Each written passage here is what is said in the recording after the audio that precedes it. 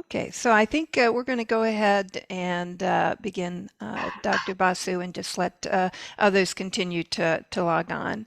So I'll go ahead and open and just welcome. We'd like to welcome you all to New Perspectives and our new series this year on transformation of the body.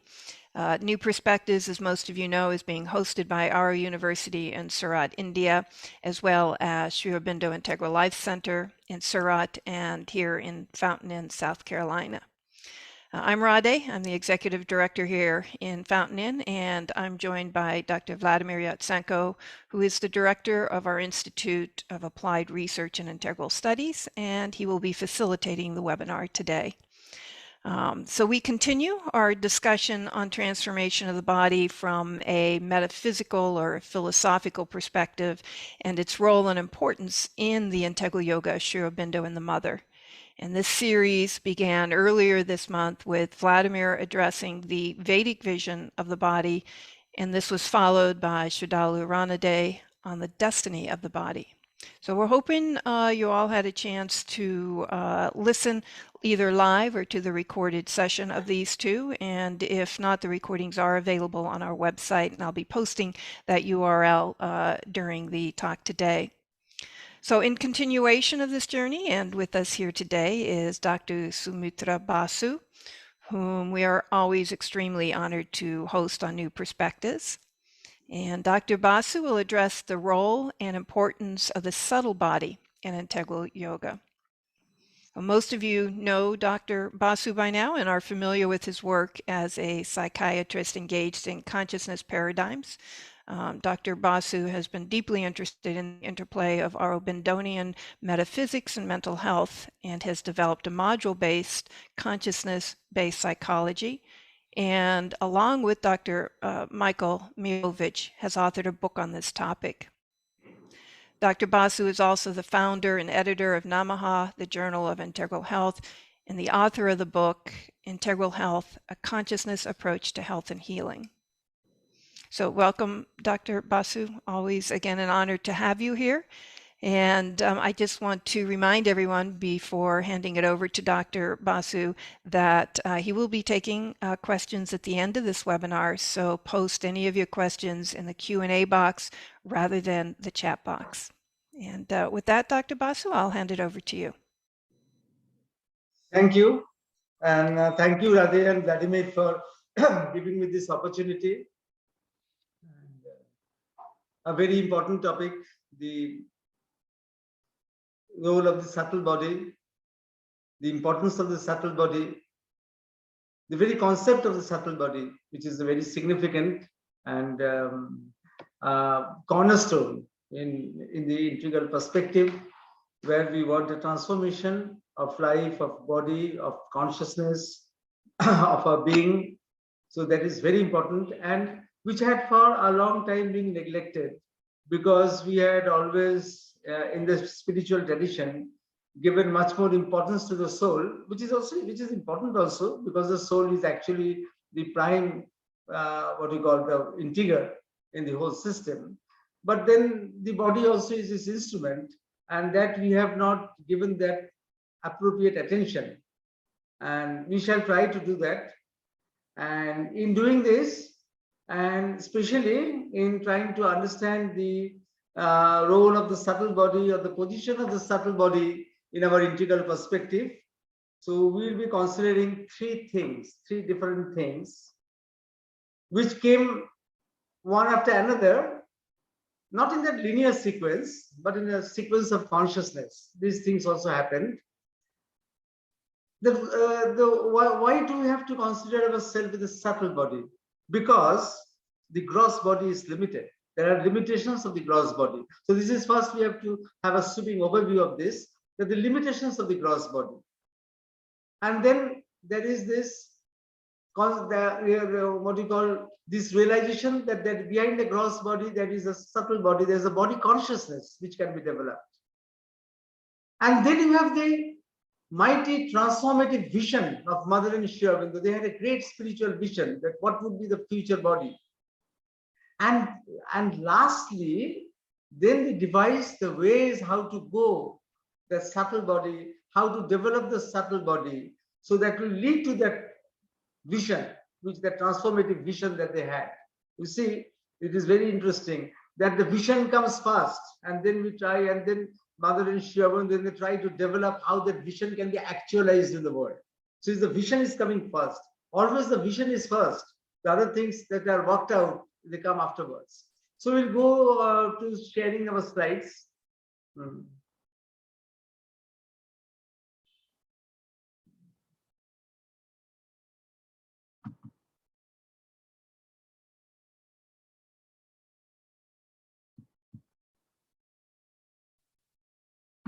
So these are the 4 considerations that we have to do, that limitations of the gross body, which I was just telling, and recognizing that there is a subtle body consciousness which is supporting the gross body, not in addition to the gross body, but it is actually supporting the gross body, permeating the gross body, infusing the gross body. So all over it is the subtle thing. The subtle thing is the real. The gross is the condensification of the subtle body.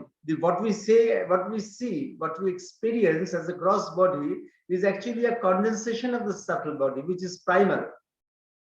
And then we said that the great vision of the supramental body, which Sri Aurobindo and the mother had, and then preparation of the subtle body, that was then that came as a great task, which was initiated by Sri Aurobindo and the mother, and which we have to continue if we have to continue our yoga of Mother and Sri Aurobindo. If we want to pursue the integral perspective of Sri Aurobindo and the mother, then we have to continue this heritage of doing this work, of developing this subtle body, and which the template has been given by the mother, and we have to go on doing it, developing it throughout our lives. So in a way, that is a great task. This topic, which has been selected by Vladimir and Radhe, gives out actually the role of the subtle body. What they have said is actually the what you call the task that has been given to us, assigned to us, so that what is the work we are going to do in the integral perspective. Now, to understand it, first we have to have a little bit of understanding of the physical consciousness. These are Sri Aurobindo's words. That this slide that is showing is actually giving Sri Aurobindo's words, where he is explaining that our individual body is not a standalone phenomenon. It is not an isolated phenomenon. It is not a standalone phenomenon. Our physical consciousness is a formation of the universal physical consciousness. That is what we have to understand. Though all of our bodies are separate, and all of our bodies have different configurations, and all of our bodies have different structures, and our bodies of different types. So the Mongolian might be different from the Asian, and from the Japanese body might be different from an Eskimo body. All these things are outer things. But the essence is that the physical consciousness is not a standalone phenomena. Is a formation of the universal physical consciousness. And as Sri Aurobindo says, these are his words, that it is used by the soul of the self for 2 reasons. For 2 reasons. For supporting its extension in the physical world. So it wants to extend itself into the physical world. It is not satisfied by staying in its own world of what you call surrealistic, a plane. It is not only there. It is not only there in a world of fantasy, world of thought, or world of philosophy. It is wanting to develop itself in a world which is accessible to everybody. So it needs the soul needs an extension, and that extension can be given only by the physical world. And not only that, the soul wants to deal with all external objects and forces, which means that the physical plane is needed by all the higher planes as a base or field of action. This is very important to understand, that the physical plane is needed by all the higher planes as a base or field of action. You see, in evolution and involution are 2 words which are used in Sri Aurobindo's paradigm. Involution is that all the principles that will evolve get involved first through a process of condensation. But evolution is not exactly the opposite process, because evolution, everything will take place on earth. So one by one, all the things will actually manifest in the physical consciousness. So is the vital energy will manifest in the physical consciousness as a base. Then the mind will manifest in what you call the animated physical consciousness. So you see that physical consciousness is not left alone, and then we go to other planes, forgetting the physical. Not that. All the higher planes need the physical. So that is why it is so very important, and we cannot ignore it. Now, this again is a very interesting thing. Now, when we talk about a character of a person, we usually denote either the person's mindset or one's emotional repertoire. That the mindset is like that the person might be someone who is very good in mathematics. You see, he has a good mathematical brain. So we might describe a person, yes, that person is a very mathematical genius. So you are describing his cognitive status. There is a uniqueness. He is a mathematical genius. Emotionally, he might be a very angry sort of person. So the same person, emotionally, he is a person who gets angry very easily. So you see, an individual, we characterize an individual either by his cognitive uniqueness or by its emotional uniqueness. But at the same time, every individual's body has also an uniqueness, which we do not know, we do not cultivate, we are not aware of. But the mother said, these are our exact words, purely physically, everyone has a character. Purely physically, everyone has a character, which is different from everybody. So the physical character, of course, is atavism, education, and other things. So they modulate it in such a way that one's character develops.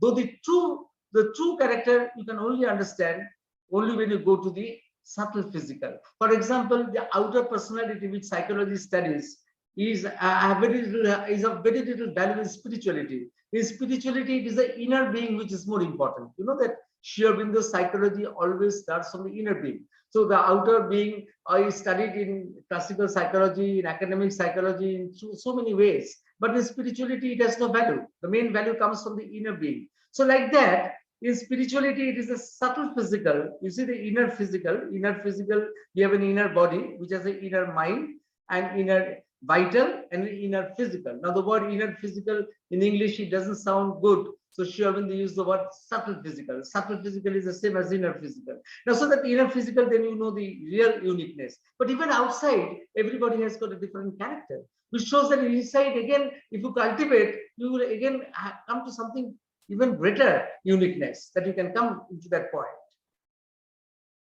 And these are the limitations of the physical, gross physical, which was a hindrance, and for which the perspective, the integral perspective, had to look beyond the gross physical. So what are the limitations of the gross physical, which Sri Aurobindo has analyzed so beautifully? You see that we all work with it, but Sri Aurobindo's analysis from the metaphysical perspective, he is observing the physical, the gross physical consciousness. And we need to understand that before we go to the subtlety, then we understand why the importance of the subtlety and what are the things that we have to transcend, so that we can go to the subtle physicals. For that, you have to know the limitations of the gross physical. So these are three great limitations. One is the force of inertia. Of course, they are also its characteristics. You see, for which the physical is being held, the physical is being supported by these characteristics. The same characteristics, the inertia, inconscience, and the force of division, which is supporting the physical, the same characteristics have adaptive value and have maladaptive value. So it's not that these limitations are limitations that they're not allowing the physical to work. Actually, these limitations are allowing the physical to survive in the outer world. They have an adaptive value. But when you want to cross into something subtle, when you want to cross into something higher, when you want to cross into a deeper consciousness, then all these things which have an adaptive value, they become maladaptive after a certain point. So inertia, you see, inertia was necessary. If inertia was not there, our body would not have been stable. You see, if you are made of emotions, no, you would have been very fluctuating. Today, loving someone, tomorrow hating the same person. If you are made of only thoughts, you see, you would still be fluctuating people. No? Today, supporting democracy, tomorrow supporting socialism, always in a flux. So, system needed to have something stable on which the foundation would be built. And to have something stable, you needed to have inertia. There was no way out of it. Now, but again, I told you that this has adaptive and maladaptive effects. The You see, without inertia, we would not have a stability in a world. But with the inertia, what happens? The inertia dilutes the higher powers. You see, it is always diluting the higher powers. It's not negating them. Mind me, it's not negating the higher powers. The higher powers are not negated or they are not set into oblivion. It's not like that. But they are diluted. They are getting diluted. So all the time there is a resistance. There is a resistance to change. You want to change something. You change a habit. You have a habit of laziness, and you want to change that habit. So you don't want to be lazy. You want to do a physical exercise every day, but you have to cross one obstruction, psychological obstruction, so that you get over it and you can actually do the exercise. So there is always a resistance to change. And then Sri Aurobindo describes metaphysically also, but very beautifully, that physical scientists, in physical science, these words are used, chance and probability. Chance and probability are two words, two terms which are used in physical science. And then Sri Aurobindo describes that they have come only from this property of physical consciousness, this property of inertia. How? Because inertia can lead to two things. It can lead to a dullness. Huh? When you something dull, huh? You can be unpredictable. When you are something dull, so you might respond, you might not respond. Consider yourself, huh? When you are very lazy and when you are called to do something adventurous. So you would have responded or you would not have responded. And this is the concept of chance came from there. The physical science and physical science, we are not concerned about how chance and probability are used by philosophers.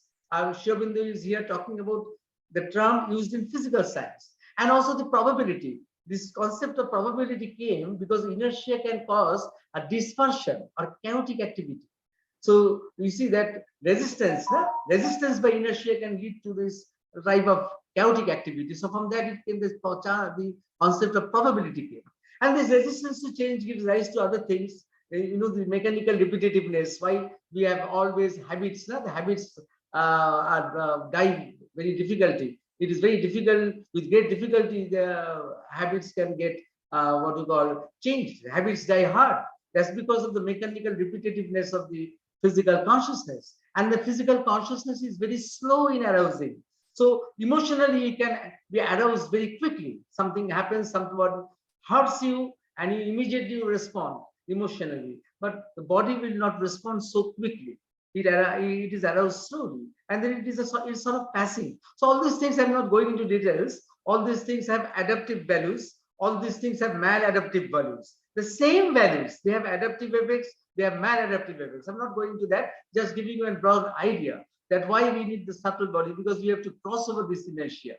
And then the force of inconscience, which is this, it boils down to this thing that matter is rigidly chained by a fixed and mechanical law.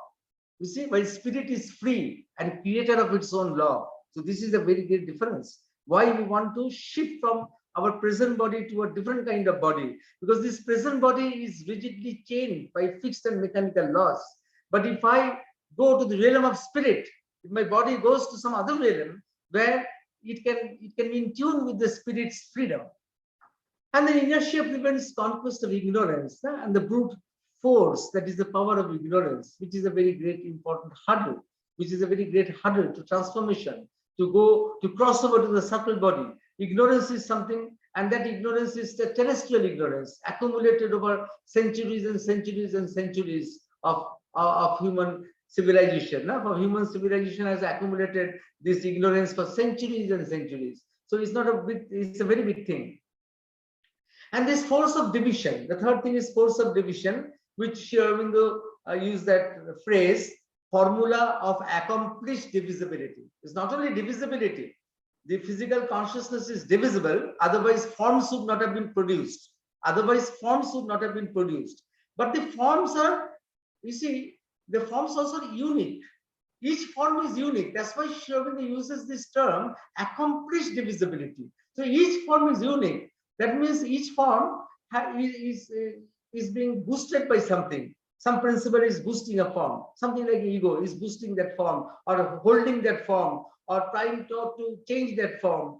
So forms are not, but yet forms are not permanent. But then again, Sri Aurobindo and the mother, they get an important clue from this force of division. So even because you see the force of division is against the the innate background of unity from where everything starts. The force of division is against the unity principle, but still, though it is against the unity principle, it still has got some message to give. What is that message? And that message is being taken up by Mother and Sri Aurobindo. The message is what? That the forms are not permanent. You see, the forms will get exhausted, or the human forms will not live. Living forms will die, or other things will disintegrate. Non-living forms will disintegrate. But in evolution, as one rises in the hierarchy even of biological evolution, the quality of bodily forms go on increasing. So they go on increasing. The quality of my body is different from the quality of the body of an animal. Why it is? Because Mother has said that even in an external evolution, the substance is becoming more pure, more luminous, more receptive, so that it can handle and express the divine force. It can be ready to manifest the new consciousness. So that even when the forms are unique, even when the forms are going on in evolution, they are disappearing and new forms are coming, but still there is a clue which can give rise to something else, which can give rise to a different meaning. And the clue is what? That in evolution, the form is not the same. The form is developing, becoming more subtle, becoming more supple. It is becoming more, what you call, more fit to express more and more higher qualities, which indicates that this development, if it can be pursued after a certain point, it can also resist decay and decomposition.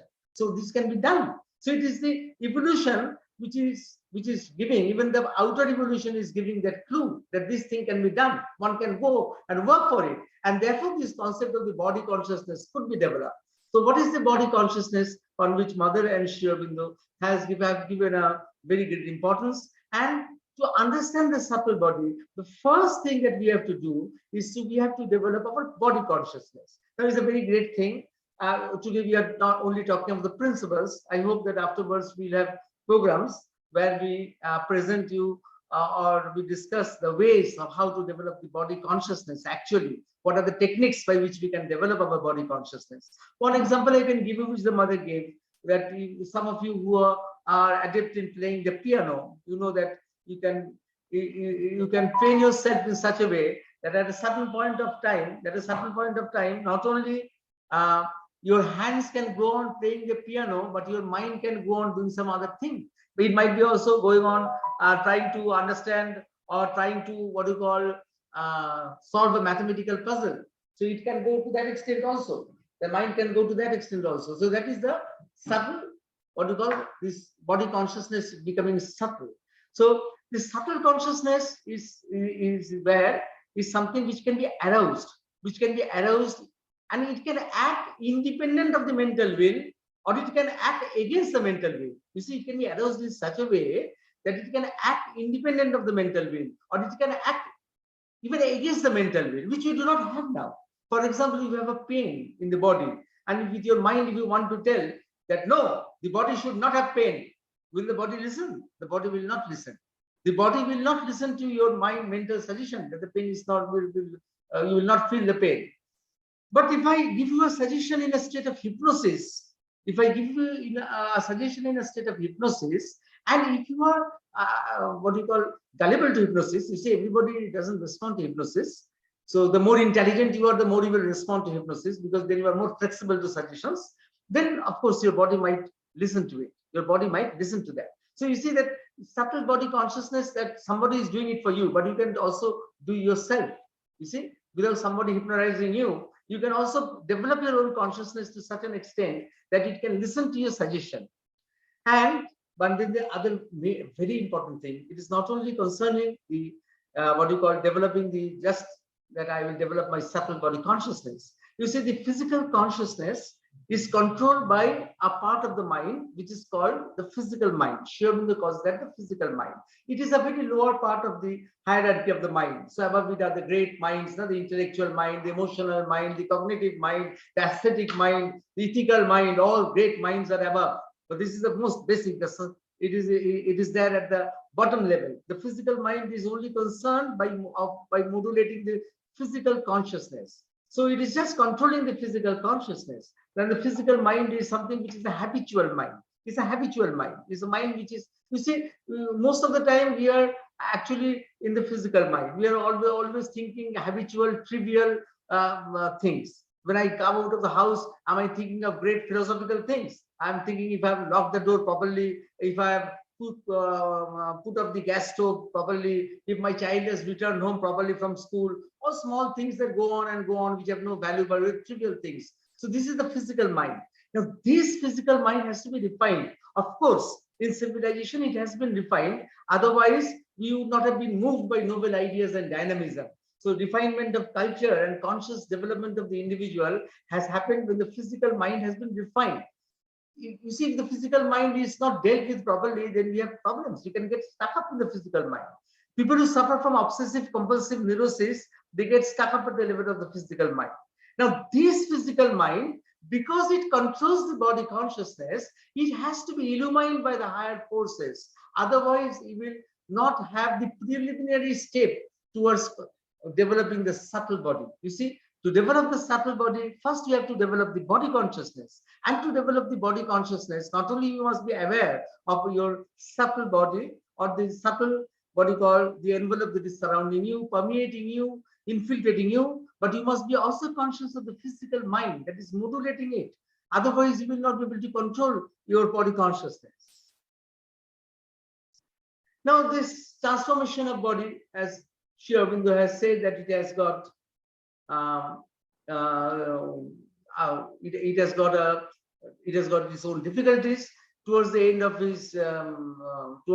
his physical stay in the world, Sri Aurobindo wrote about the transformation of the body in very concrete ways, and there he presented that there is a classical difficulty if you want to transform the body, and this classical difficulty it comes in two ways. First is a psychological difficulty, because there is the effect of unregenerate animality. You see, because we are always having an atavistic perspective in ourselves. We have come up in evolution from the animal world, and that unregenerate animality, that consciousness is still hiding there in us. It is still hiding there in us. So you cannot say that we are free from it. We are actually using it, and you can only change it by imposition of a higher will or a higher consciousness. You see, the effect of unregenerate animality.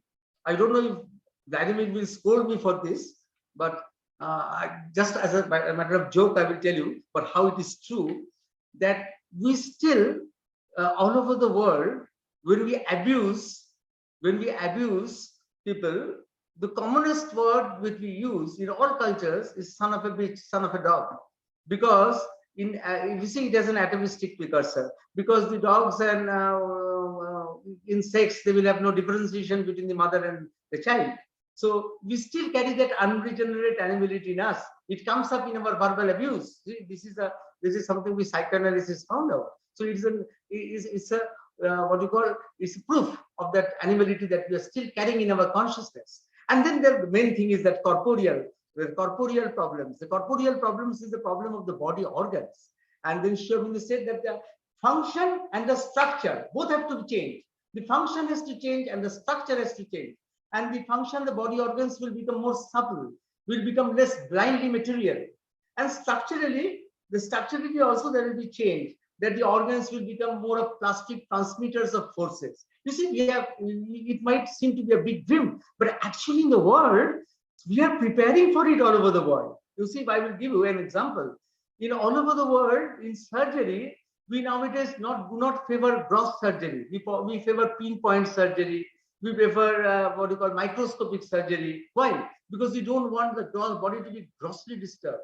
You see, that fineness, we are gradually moving towards it. Only all over the world, we are becoming conscious that our children, we should not give them too many extra medicines. We should not give them too many antibiotics. We should go more and more for natural remedies. All this concern about environment, all these things in the outer world are showing that we are getting ready. We are getting ready to come to a point where we can accept this fact that the transformation of the body will actually involve the corporeal changes. So it's not like that, that we are blind. Slowly, slowly, in the mass, things are diluted, but slowly, slowly, we might be moving towards it. Now, that doesn't mean that the old body will be discarded. Of course not. Mother and Sri Aurobindo, they have both assured that the new body would be a continuation of the already developed evolutionary form, a continuation from the type nature has always been developing, but of course, invested with new power, new means of communication with other bodies, which you don't have now. My body doesn't know what is happening in the body of my close person, even of my wife, of my son, of my daughter, I don't know. And new ways of acquiring knowledge. So that is again Sri Aurobindo's special thing, that the cognitive consciousness itself will evolve. And new aesthesis of the body. You will be surprised that anthropologists for a long time, they have been wondering why the female body unnecessarily carries this unnecessary amount of fat in the buttocks and in the breast, because they don't serve any physiological purpose. And the mother has described, you see, it's totally different. Mother is not talking about the anthropologist said, but she, in her own way, she has described that the future body will not have the oddities, ODDITIES, the oddities which the present body has. So it comes close to what the anthropologists are speculating. So that new type, the body will have a new aesthesis. So that is very interesting. That is very important. Now then, when these things were happening, this body consciousness and all, suddenly Mother and Sri Aurobindo, they both had the vision of the supramental body in their own ways, in their own denouements, in their own perspectives. They had the vision of the supramental body. And this is important because once they had the vision, then that whole arena opened, that the body consciousness now has to be developed to a point where it can support a subtle body, and the subtle body has to be developed to a point where it can support the transformation of the body. You see, so the vision is very important. The vision first illumines, first gives you the inspiration. So the vision was what? What was the vision of the supramental body, which Mother has described? 4 important characteristics. Again, today we are just crossing over very swiftly over the major points because our time is limited, and we can only give you also on the first day. We cannot talk of everything. We can give you fleeting glimpses, and these all things can be taken up. Many of the things that are being presented today can be taken up for detailed discussion afterwards. Many things here requires different sessions for each of them. Now, the vision of the supramental body was what? That the body will have 4 attributes. One, there was lightness, no? Which means there is no unconsciousness is there. Lightness means there is no unconsciousness there. So there is no heaviness, there is no dullness, there is nothing that is what you call resisting the later influences, the higher influences that are coming. And adaptability, so that it can meet demands of any situation. So it is adaptable in any situation. It can drive away inertia. It can be adaptable in any situation. And plasticity, so that it can withstand hostile attacks. So and how it doesn't have to be resistant in a very dull way. It will allow the hostile forces to pass away, so that the body will remain unscathed. The body will not remain affected. Nobody will touch the body. So the plasticity is such that the hostile forces will be dealt not in that old dull way of fighting, but will be allowed just to pass away. And the luminosity, which is very interesting, that each cell will radiate light. And the Mother say that when actually the transformation will occur, this radiation of light will happen in such a way that the ordinary sight will also be able to see it. It's not that it will be only discernible in subtle vision. In gross vision also it can see it. Can this be possible? Of course, I will say a precursor is already there. A precursor is already there that this can happen. And this is when Sri Aurobindo left his body and his body was lying in state. We know there was no decomposition for 5 days, and the body was fresh. And people who had subtle vision, of course, they saw that bluish white light or aura around him. But even who didn't have that receptivity to see auras, they could also see that the body was fresh, was not decomposing. So what Mother is saying about luminosity, that it can be discernible one day to gross vision, you cannot just rule it out. You cannot say that it is a very fanciful thinking. So a precursor has already been set. Now, what are the steps in preparing the subtle body by the mother? This is very important. Now, everything is important, and every point here requires a separate handling. We'll be going over in a sweeping way, but everything actually requires a separate handling. First is the inconscience. Again, inconscience is something. Sheer Windows inconscience is something totally different from what Freud called the unconscious and Jung called the collective unconscious, though they are small parts of that whole thing. Shobindu's inconscience is something which is totally different, and it requires actually a separate session to understand what Shobindu means by the term inconscience. And when the mother went down into the inconscience, because nobody had gone down before that, the Vedic rishis, as the mother confirmed, had gone down up to the vital and subconscious. But when the mother went down to the inconscious, deep down, so Jung went down to the collective unconscious. If you remember, some of you who are conversant with Jung, he had gone down into what he called the collective unconscious to find prehistoric materials in one place. But mother going down, and through great resistance. And Shobindu's inconscience is not only a psychological inconscience, the Freud's unconscious is psychological unconscious. So is also vital inconscience, is a physical inconscience. And when he had crossed that, and she had crossed that, and she had gone to the bottom of the pit, then she had found there was a fountain there. And once that fountain was untapped, a great, something arose from there. And what was that? That was the golden light. That was the seeds of the new creation. You see, the seeds of the new creation, which was there, which she had to unlock. You see that it was remaining there. She had to unlock, otherwise she would not have been able to do this work of preparing the subtle body if she had not unlocked that great fountain which was there, which was dormant, which was hidden, and which was there in the pit of the inconscience. So this is a very great thing that she did. And then only the body consciousness could be developed to a certain point where she would not have any hindrance to develop the cellular mind, which is again different from the physical mind. We are talking about the physical mind. But the cellular mind, you see, the physical mind is a product of atomism. Our education, our physical environment in which we live. But the cellular mind has a subhuman origin. It is not organized. Now, mother organized it. So organized it, why? So that it would support her work. To support her work of building the new body, the subtle body, she had to prepare it. She had to organize it. Now, the cellular mind actually supports what you call the spirit of form. The spirit of the form is it is something which was used or which came into play in mummification. When mummies were made, the spirit of form was supporting it. And so it is very important. It is different from, again, you see, supramental body. You see, I had once asked Mother Pandit that Yogananda's body was also fresh for a few days. Some Yoganandas, and Sri Aurobindo's body was fresh. What was the difference between the two? Then Mother Pandit had explained to me that Sri Aurobindo's body was was emanating the supramental light that was different. And in the case of Yogananda and other saints like Saint Francis Xavier of Goa, it is the spirit of the form, or the Dhananjaya Vayu, which is supporting that. So both are different things. Now, the spirit of the form is dependent upon the cellular mind. That has to be worked upon, because the form also has a spirit.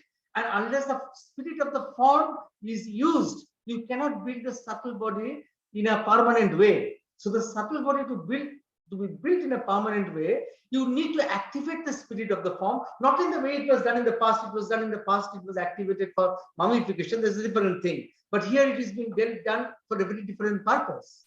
And then consolidating the cellular will, which is very difficult to understand. And because the cellular will is very difficult to understand, because as Sri Aurobindo said, that it has to be freed from the domination of the nervous system. The nervous system will not like the transfer of power to the cellular will. Yeah? It will not comply with that. It complies with the physiological will, with the bodily will. So it will not comply with the cellular will. But the cellular will is something which is independent. It's a cellular mind having a cellular will. So these things will require different settings to understand this whole thing. You are just giving an overview of the things. And then making the body independent of the physical ego, again, is a very difficult thing.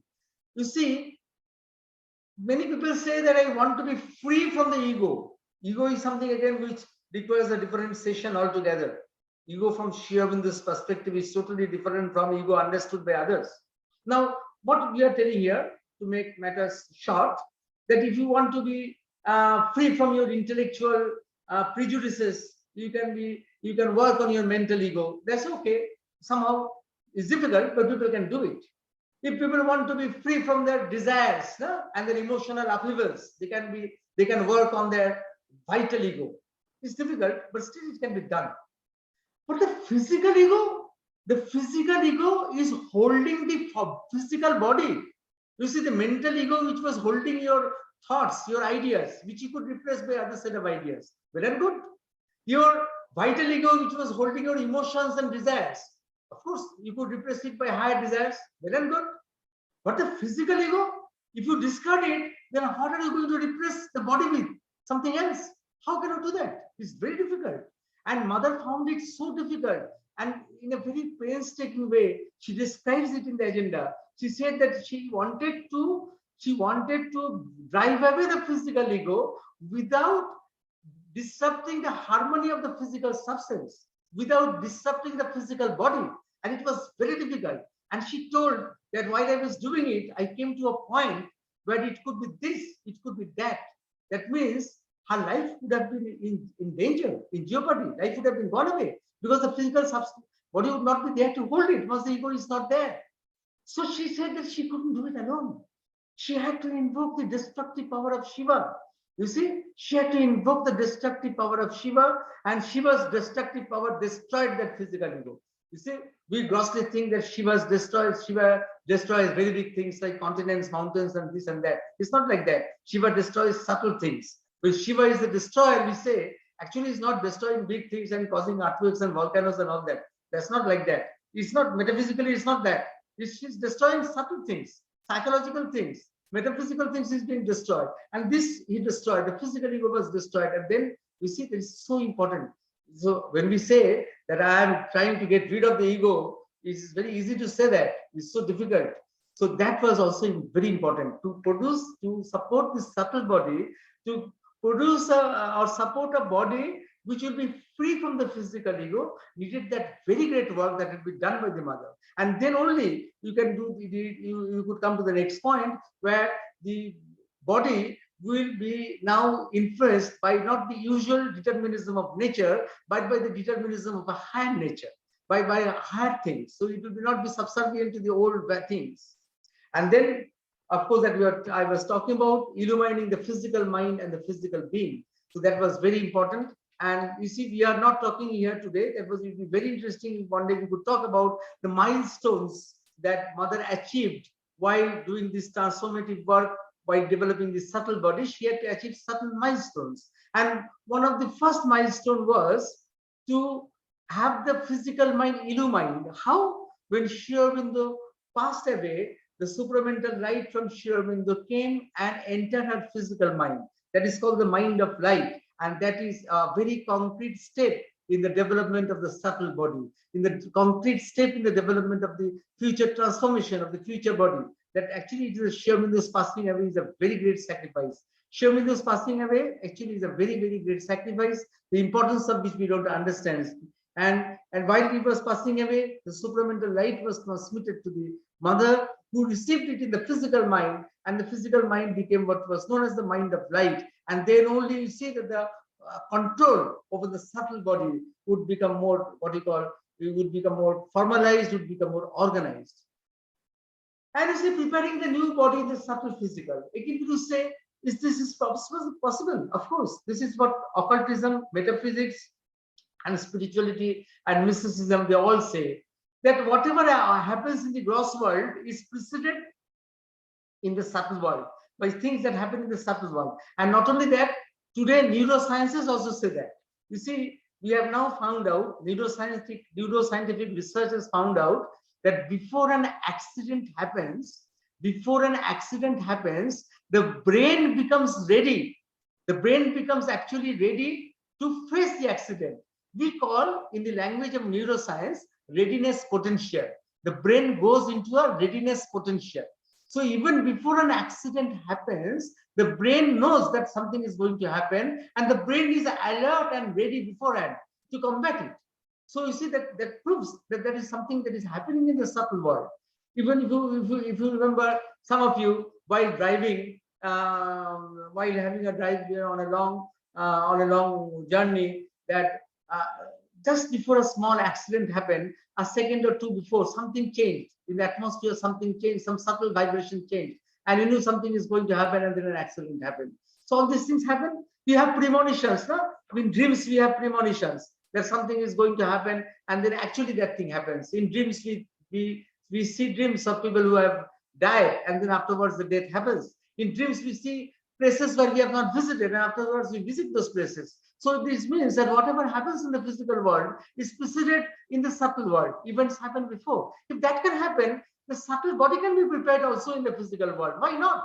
Extension of that same logic, which actually we are witnessing in our subtle moments, we are witnessing now and then. All of us in certain points in life, we witness this kind of thing. So this is just a consolidation of that phenomenon. It's just developing that phenomenon to a great extent, so that the new body can be created in the subtle physical. And when it is created, then at an appropriate time in the history of evolutionary consciousness, then it will be manifest in the outer world. So it is not that it cannot happen, it can happen. Now, then you see that I told that there were many there were many milestones in the mother's journey towards the preparation of the subtle body, which I am not going today because every point needs to be dealt in details. But only one point which is important and which should be mentioned today is that she, in a very powerful vision, she had realized, because she was thinking for a long time, that one of the greatest difficulties of the present body is that everything evolves from the inconscious, and the inconscious contains the opposite of what is that in the superconscious. You see, the inconscious contains the opposite of what is in the superconscious. So love has become hatred, light has become darkness, knowledge has become ignorance, joy has become sorrow, pain has become the ananda has become pain, and from that the evolution is starting. So from the very beginning, the evolving being is carrying the stains of the inconscience. Now the mother decided that for the new body, it should have a different foundation. His foundation should not be inconscious. Otherwise, we will carry the same thing, and the same work of fighting the inconscience has to be repeated again and again and again, and nowhere we will be achieving our high aim. It will take millions and millions of years. And then she suddenly realized that she had a very good spiritual vision that the psychic being would be the template for the creation, because the psychic being doesn't come from the inconscious, it comes from the superconscious. The psychic being comes from the superconscious. Therefore, it is intrinsically pure and pure. It is just purity. It is light. It is light, and it is pure, and it is full of illumination. And if that is the base of the new creation, then from the very beginning, the new creation, the new body will not carry the stains of the inconscience. What a great thing. You see, it will be already a step forward. And she said that it will give a continuity to evolution, because the psychic being in us, we have the psychic being, and then when we make the psychic being the template, it doesn't mean that we are living the old form altogether. We are continuing the old form, but in a new denouement, in a new perspective, in a new way, in a new anthem, in a new rhythm, we are continuing. And in the psychic, you see that the psychic is always present. The psychic doesn't dissolve. So metaphysically, it would mean that the materialization of the psychic would actually give you the real sense of immortality. It would give you the real sense of immortality. Now, the transit from the subtle to gross. The transit from the subtle to gross. This is interesting because Sri Aurobindo said that it is possible for an object form in the subtle physical to make a transit from the subtle to the gross matter. And then he says that though this transit will be an occult and spiritual process, but it can have a help from a material procedure. It can have a help from a material procedure. My goodness, he has said this. That means we are material beings. We can also play a part. Otherwise, we will all have to be gods. We have to be gods or divine beings or fairies or something to follow that path. Fortunately, Sri Aurobindo has said this, that with intervention of some gross material procedure, which means we material beings have still a chance to what you call click onto that bandwagon. So, and the soul wishing to enter, soul which is wanting to enter into this body or form for itself, might be assisted to do so without it can be assisted also without passing through birth by the sex process or undergoing any degradation. So it can be assisted. So we'll come to this. This is a very interesting point. This is also showing that we can be ready. Actually, we have the capacity to be ready one day. Now the new body which is in the subtle physical. And actually, the subtle physical is subtle. It is not gross. It doesn't have bones. So the subtle body doesn't have the bones like that of the gross body. But when it manifests, it can present with less grossness than the skeletal frame which is now supporting it. So when it actually manifests in the gross world, then it can manifest in a new way with a much more lightness than the grossness which our present skeletal frame is carrying it. And the mother with the spiritual occult powers, she was successful in creating the new body in the subtle physical, a body to act as a template for the new creation. And this new body which she had made in 1972, you see, she had finally in 1972, she could make that new body where she could enter into it through her own will. She could come out of it, and she described that this body, though it was subtle, it was concrete. It was concrete. It was pretty. It was slim. So it didn't have that oddities which the human body now has. And it has a silhouette of a youth, and it was genderless. You see, it didn't have a particular gender, and its digestive system was also very different. So that means a new type of food is required. Again, we'll not go into details. Just give you a vision because our time is getting limited. But it is a certitude. It is a certitude which has been given that as external conditions of the world was not ready, the link of the subtle body with the gross could not be made. You see, the mother had made the body, the subtle body in the subtle physical. Now it had to be linked to the gross world, but the link was not made because the earth was not ready. We were not ready.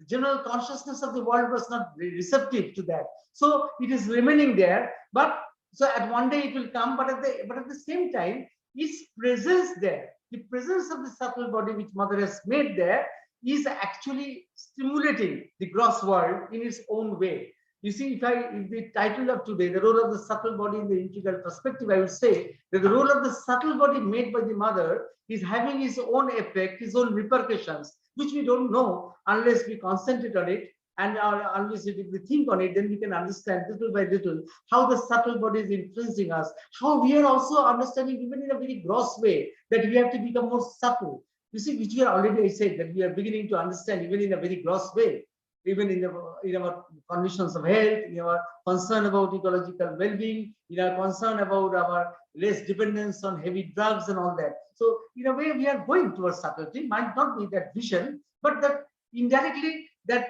pressure of the subtle body, which is there in the subtle physical, it has its effects, we'll understand it.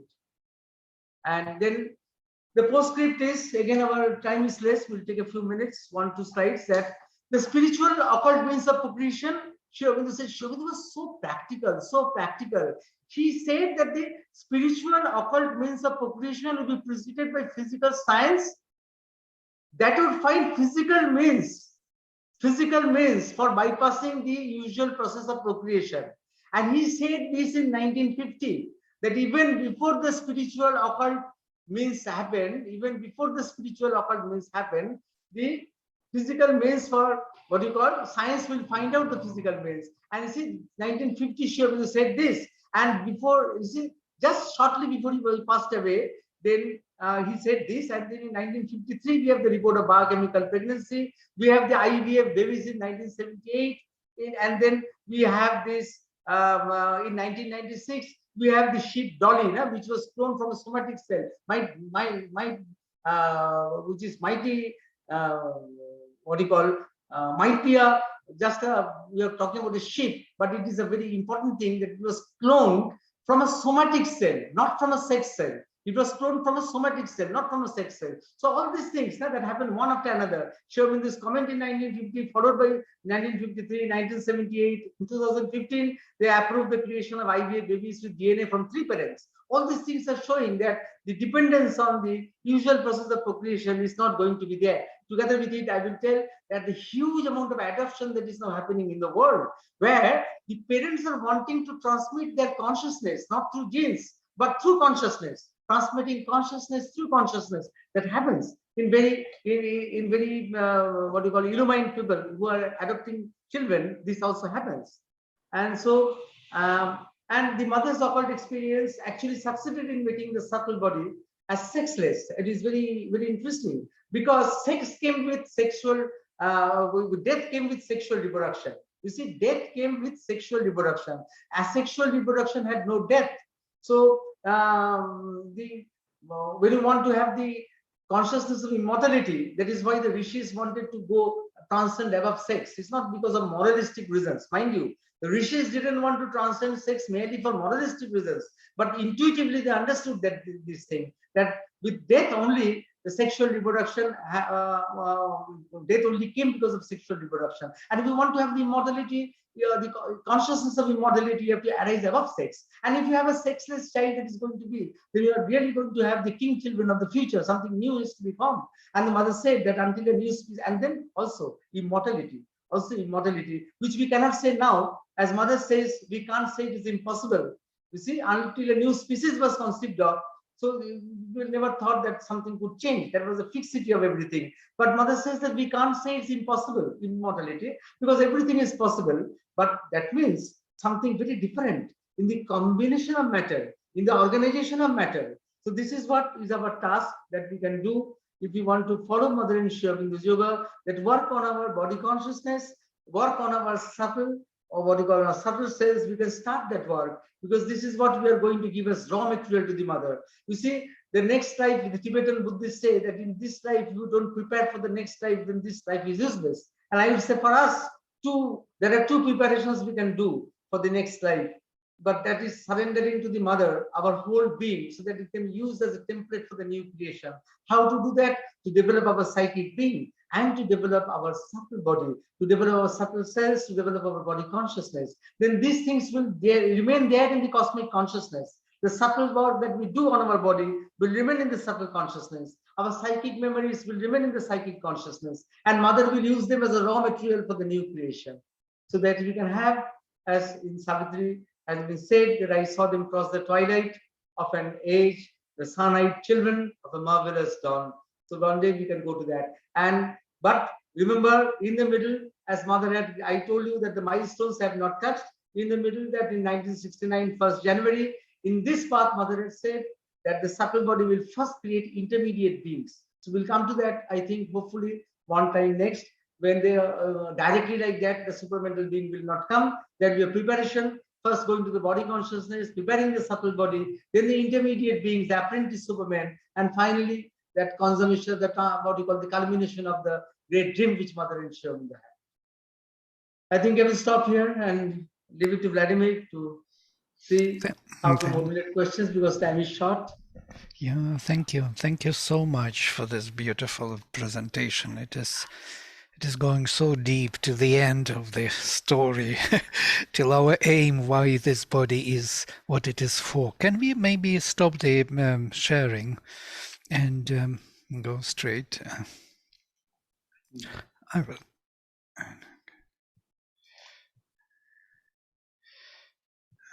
Wait a minute.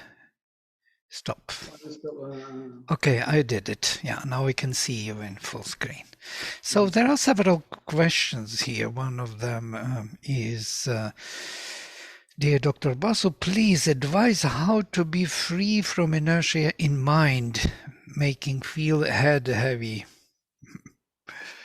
Yes, inertia in mind. First, you have to understand whether your inertia is the inertia of the physical consciousness or the inertia of laziness.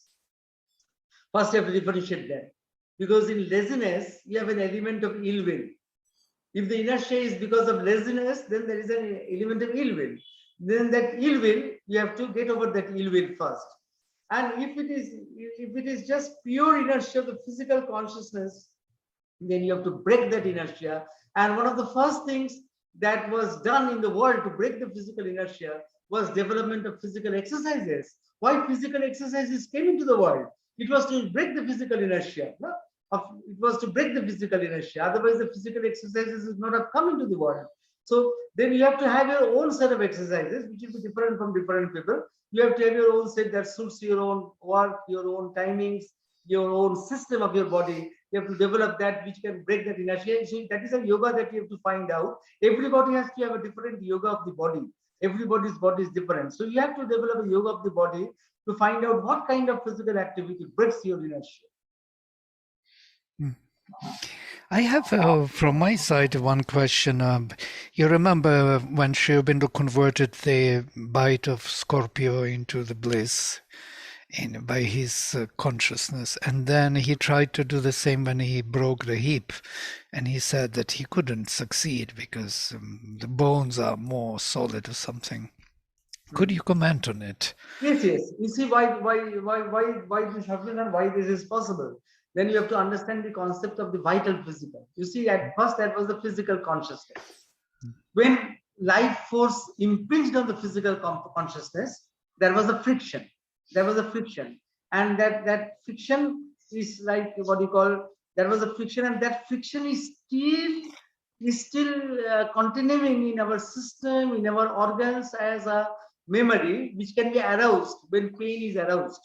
You see, there was this original friction that came when this vital force impinged on the physical, and like what you call post-traumatic stress disorder, as we have, like that post-traumatic, that memory of that original friction is still carried in our elementary consciousness, which is there in our system, in our organs, so which can come up when we have deeply affected by something. Then that pain comes up like that memory comes up, and that's why it's very difficult. And the physical gets in, when the physical gets involved, then it is very difficult. And the more the physical gets involved, the more you are very difficult. So if it is at the level of organs, you still have something, but when it comes at the level of the bones, where, for example, mother said that the most resistant illnesses are that of the teeth and of the skin, because they are the cross physical.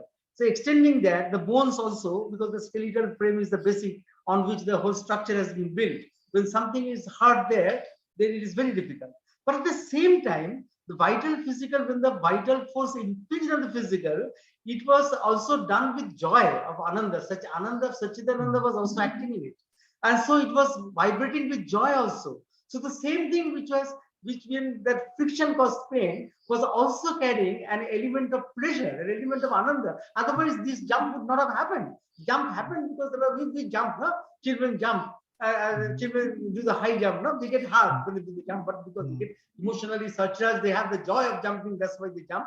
The heart, they get hard is a secondary thing. But that Ananda was there, and because that Ananda was there, that pain can therefore be transformed into pleasure. You see the same vibration which is causing pain at another level, at another higher harmony, it is also vibrating pleasure. That's why there's, if you see, Shakprem used the word adventure of consciousness from Savitri, but the phrase actually was adventure of consciousness and joy. Adventure of, that the line was there, adventure of consciousness and joy. So that is that's why it is very possible. And it is also, I will say that if you say why it is so difficult when the bones are affected, as once Sri Aurobindo talked about astrology, we extend the same principle. But Sri Aurobindo said that if something possibility is told to you, and if it is still in the vital level, it can be changed. But it comes down to the physical level, then what is going to happen is going to happen. So the same thing, if you translate it into the in terms of the vital physical, when the physical is more affected, then it becomes more difficult, because the physical is supposed to carry all that, not to change, because that is this nature. Otherwise, if it changes all the time, then we cannot have a stable creation. But it's interesting. It's very interesting. Thank you. Radha, would you like to ask? Yeah, Dr. Basu, thank you. Thank you for such an illuminating talk. And I know that we're on kind of the metaphysical or philosophical overview, but I'm wondering for myself and for the attendees if you could suggest one or two ways that we could cultivate or enhance body consciousness to kind of keep things a bit practical here at the end. Are there one or two exercises or practices that you might suggest for us? We can do that one program today, talking about the body and how to develop the body, exercises for developing the body. We can have a program for that. Okay, good. We'll do something separately then. It would be wonderful to have a session on it. Many things that we talk today actually have to be can be dealt differently. For example, even inconscience can be done differently. Then understanding the ego, which we don't understand. You see that how difficult it was hard for the mother to free from the physical ego, without which the work could not have proceeded. How difficult it was, and how easily we say that we have transcended the ego. How what a superficial statement is that when we say that we have transcended the ego. And then about the inconscience also is very important. And then the milestones which the mother had during the formation of the subtle body, the milestones also are very important and very, what you call, illuminating. So there are many things there which can be taken up. But the physical consciousness, developing the body consciousness is something which is very important. And we can have a very practical session with that, with exercises and all. Once you shift from the metaphysical to the practical base, then we can have that. What is interesting in this case with the mother receiving this freedom from the physical ego from Shiva's boon, which she received from him, she asked for the boon to give me freedom from the physical ego. Then she says her body kind of fell apart, and all her cells, as it were, became the universe. There was no center. And with that, she rushed, as you remember, to Sri Aurobindo's room and said, "Look what I have." And then it disappeared and she became normal. Sri Aurobindo took away the boon, saying it is too early yet, too early for the evolution of consciousness. So it would not do the justice to the whole evolution which he was supporting. For him, it was the most important, this evolution of consciousness, which nature undertook. Nature was leading to, so he had to follow it. The same he did, you remember, with the mantra of life and death, which Mother brought to him from Tehran. And he never used it. He just put it into oblivion somewhere, as Mother said. He was never using that mantra, because it would be unnatural means by, reviving the body or getting some immortality, which would not save the purpose of evolution.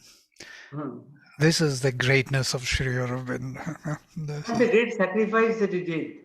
You see that Mother's preparing the subtle body is not a standalone phenomenon. So many things that went on behind the scenes. One is showing the sacrificing his own body for it, so that that work can be done, facilitated. Yeah, took onto himself a shadow which was rising from the inconscient. Yeah. It's profound. Anyhow, there is no greater kind of knowledge than knowledge of integral yoga, of ourselves and our existence. Thank you so much for this beautiful and meaningful presentation. It was very needed, very needed. So we're looking forward to meet with you again on this topic. There's some other question. I'll see 1 second, and then we will stop at this. Will the evolution affect diversity?